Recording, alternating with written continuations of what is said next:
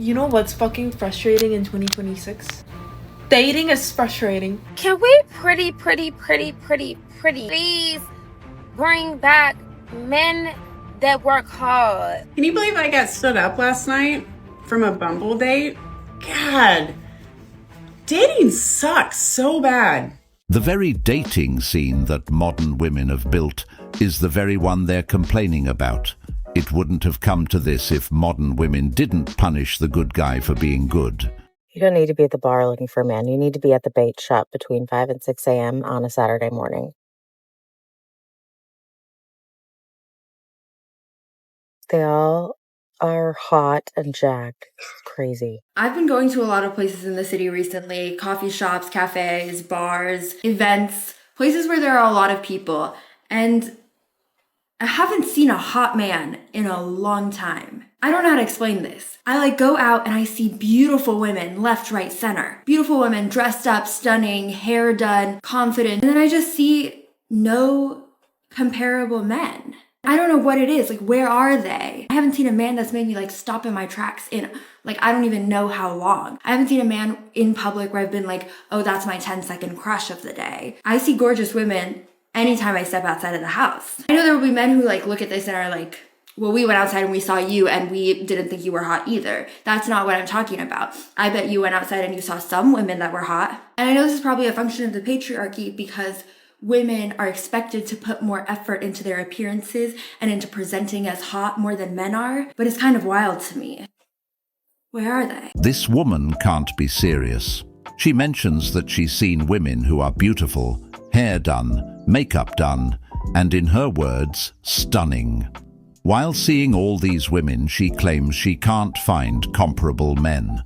This woman is living in an illusion, and what she's really doing here is redefining comparable in a way that only benefits her perspective.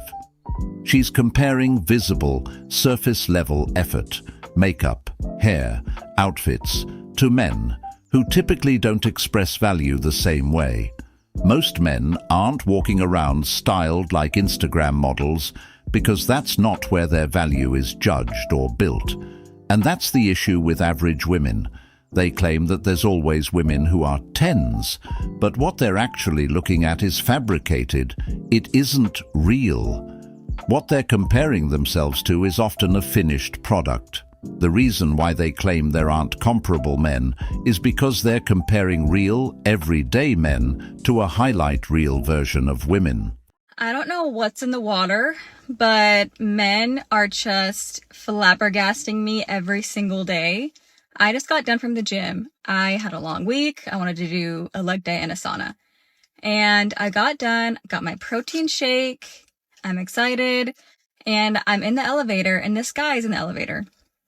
I barely made it, and I literally got smushed into the elevator door, in between the doors. And the guy did not even lift a hand to even help me stop. It was a bad slam. I was smushed in between those two doors.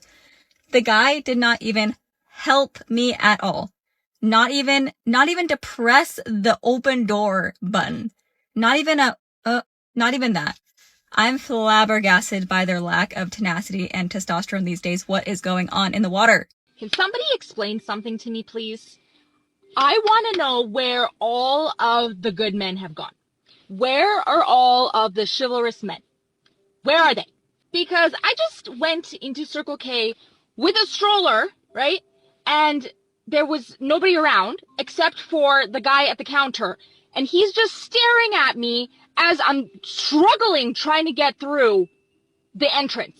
Struggling. Because there's no handicapped, push button where it opens. And I'm just trying to get the stroller in there. And he's just staring at me. And then to top it off, another man walks in as I'm walking out of Circle K, watches me struggle again getting out of Circle K as I'm opening the door and trying to push the stroller through. What is going on?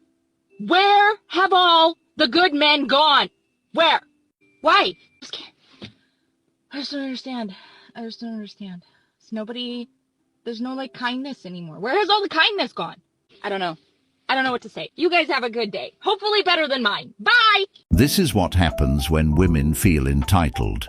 They believe just because a man is around, he's obligated to step in and help. The easier thing this woman should have done, if she was really struggling, was as simple as asking for help. But instead, here she is making a video asking, "Where are chivalrous men?" because no one jumped in automatically. And that's where the disconnect is, because what she's expecting isn't help. It's mind reading. She's expecting strangers to notice, interpret the situation correctly, assume she wants help, and then act, all without her communicating a single word. That's not realistic, especially in today's environment. It's crazy that it's like this, but in these times, men have to be very cautious about how they approach or help. A lot of men have learned the hard way that stepping in uninvited can be misunderstood. What one person sees as chivalry, another might see as overstepping, patronizing, or even creepy. That risk alone makes a lot of men hesitate. The hottest men, they're not in San Diego, they're not in the big cities, they're not in LA, they're not in New York like you would expect. Yeah, like maybe on paper they might seem like the hottest right off the rip, but truly the hottest men are in like Wisconsin, Montana, Idaho, maybe a Dakota, and they're like so undiscovered somewhere. Like the only time that I will see them is if like one of their videos might go viral on TikTok, but then you tap on their page and they have like 76 followers, or they might like be gaining followers because now people are discovering they're hot.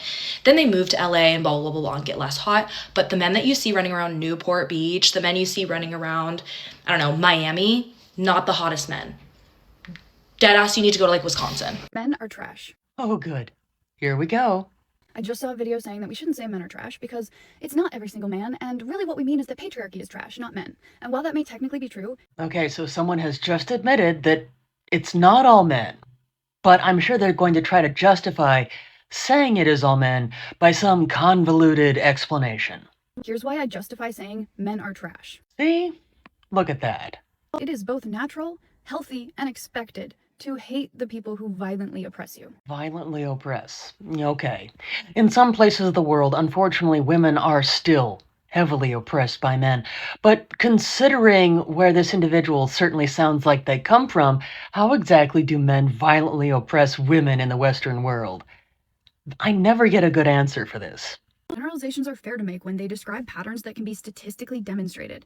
Yeah, that's called stereotyping. And we have actually reached the point where there are individuals out there that will advocate that stereotyping can be a good thing if used correctly.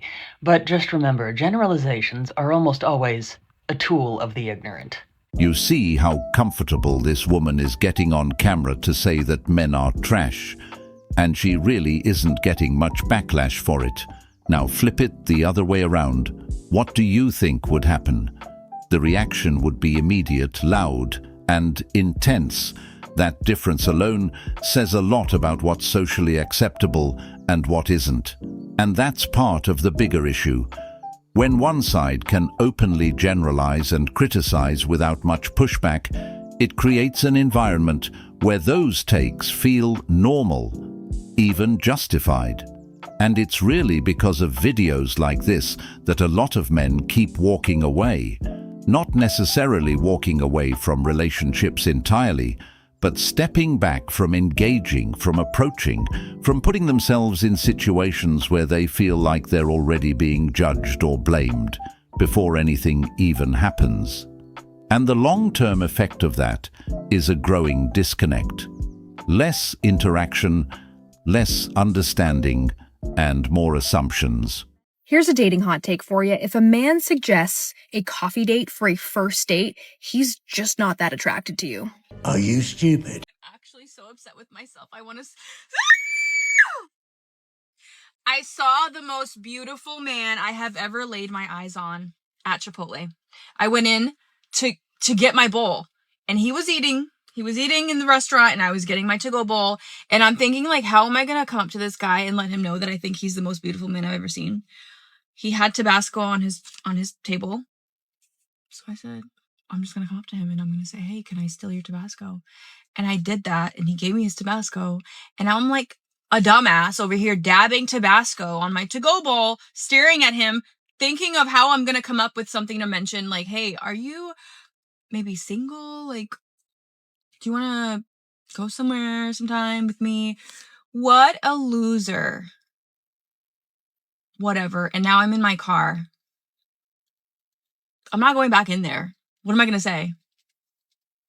My chips were stale. Can I get another bag and then stop by his table? What in the hell? Bye.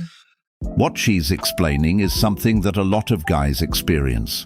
They may see a woman that they like, but they don't want to approach her because they don't want to be perceived as creepy. That hesitation is real. It's not always lack of confidence, it's awareness of how easily intentions can be misread.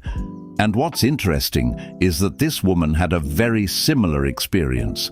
She saw a man she liked and just didn't know how to go up to him. She hesitated. She overthought it. She felt that uncertainty. The difference is, a lot of men have been expected to push through that discomfort for years. It's been seen as their role to initiate, take the risk, and handle whatever comes with it. But now, with how sensitive social dynamics have become, that risk feels higher for many men. What she experienced in that moment, standing there, unsure how to approach, that's everyday reality for a lot of men. Breaking up with someone is so eye-opening because I know the moment I broke up with this guy, we had been together for 5 months and he treated me throughout that relationship like a queen. Like, he truly rolled out the red carpet.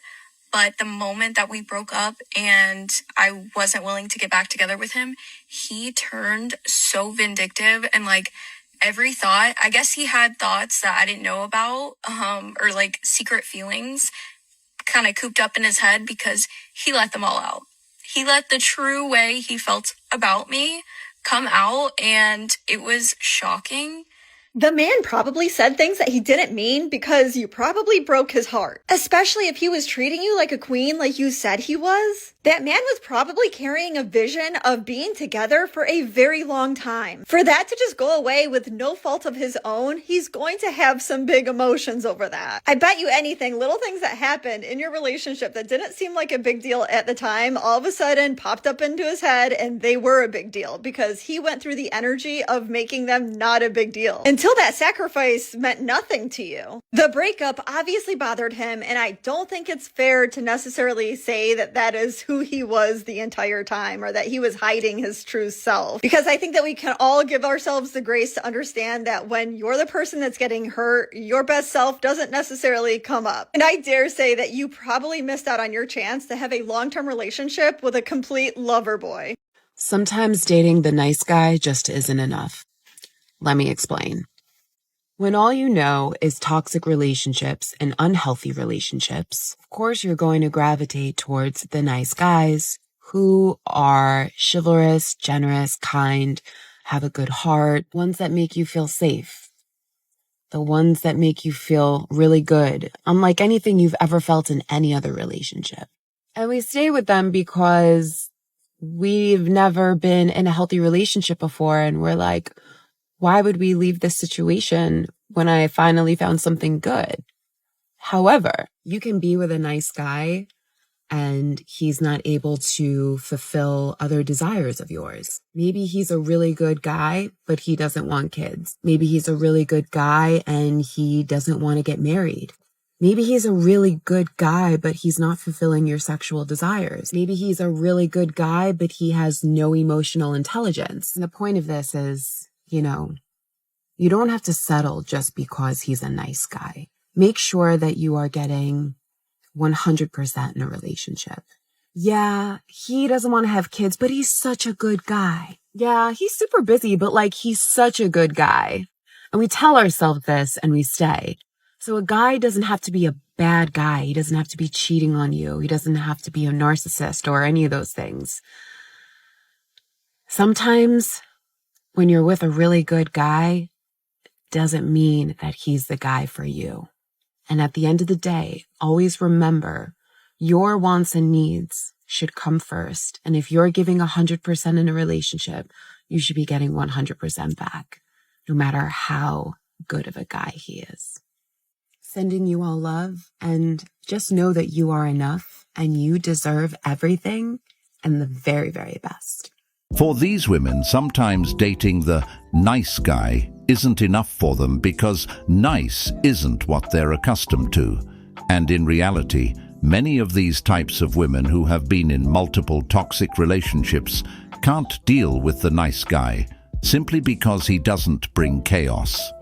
So it's not that the nice guy isn't enough, it's that he doesn't feel familiar. When someone has been in a cycle of emotional highs and lows, arguments, makeups, uncertainty, that intensity can start to feel like normal. Their nervous system gets used to that roller coaster. So when a calm, consistent guy comes into the picture, instead of feeling safe, it can feel boring or even unsettling. There's no guessing games, no emotional spikes, no drama to chase. And because of that, some people start to confuse peace with a lack of connection. They might say, there's no spark, when in reality what's missing isn't chemistry, it's the chaos they've been conditioned to expect.